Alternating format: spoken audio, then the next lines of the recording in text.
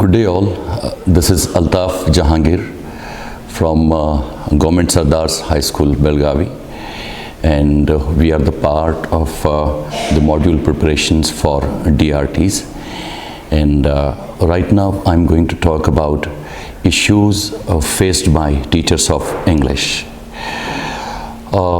When we talk to the teachers across the state, they always have a grudge and they talk about that they have a lack of proficiency in English language. So we may not talk about all the issues, a couple of issues, one issue and one solutions. When it comes to proficiency in English, I think we should read. What one should read? One should read literature which is based on spoken English. For example, reading a newspaper is not a good suggestion, or better than, because newspaper may not be having a spoken feel of the language or informal touch of the language. Instead of that, one can be suggested to read novels. Now, how to read novels again? You need to pick up a novel which has been written in 21st century, which has been written recently, and that novel one needs to read 6 times. Now you may ask a question, so why one should read a novel 6 times?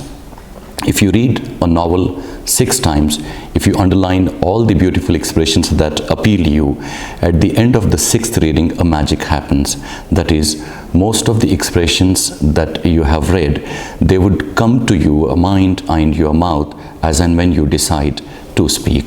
This is one issue. Second issue, I think, the methodology of teaching. The teachers are knowledgeable, they have the knowledge of the subject, but we need to improvise our methodology. Now, one issue I will take up. We need to ask a question, is our classroom really learner-centered? I think not. Though the teacher is knowledgeable, but our class is not learner-centered. So how to make our classrooms learner-centered? We need to incorporate things like interaction pattern. What is interaction pattern? Group work and a pair work. Indian students are very reluctant to group work and a pair work because we have been brought up studying any subject alone. We are always alone in our classrooms. So the teacher needs to inculcate that one thing. Secondly, instead of always explaining, the teacher needs to bring in interaction. Explanation should be replaced by interaction. And third thing, it is said that a teacher tells, but a facilitator asks. So keep on continuously asking questions so that your children feel that the class is very, very interactive, and that's the way you can solve the problem of making your classrooms learner-centered. Another issue is about how to deal with slow learners. Now, we can't talk about all the issues that we have got related to the slow learners, but I'll take up one thing, reading aloud. What's a problem that the child studies from class 1 to class 10th, and when the child passes out class 10th in a government schools, the child is not in a position to read aloud, a minimum learning ability like read aloud, the child fails to read aloud. Now, why it is? Probably the issue is the teacher reads only for once and that is all. No, what we need to do is, when a teacher needs to reserve 2 or 3 periods every month only for reading aloud. Once you reserve that, what the teacher is supposed to do, select a paragraph and read it at home with its correct pronunciation, with its correct intonations and the expressions. Once you read at home, then you enter the classrooms. After entering the classrooms, usually what does the teacher do? The teacher reads only once and for all. No, you need to change that. You need to read at least 5 to 6 times the selected paragraph. What happens when you read once and what happens when you read 6 to 7 times? When you read 6 to 7 times, children get exposure to the pronunciation, they get exposure to the intonation, and they get exposure to the right expressions of that.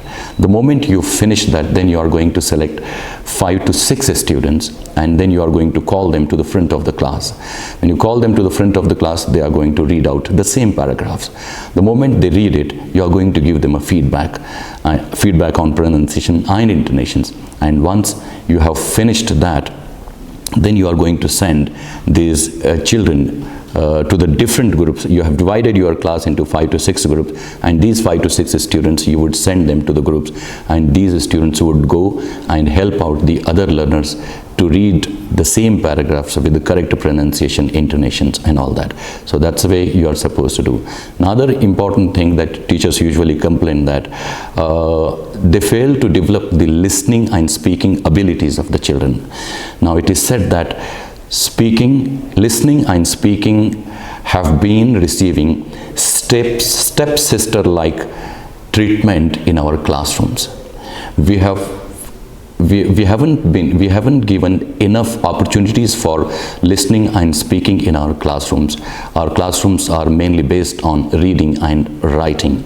And to incorporate listening and speaking, you can incorporate listening activities like listen and draw, listen and do, listen and react, listen and answer and respond. Such activities you can include.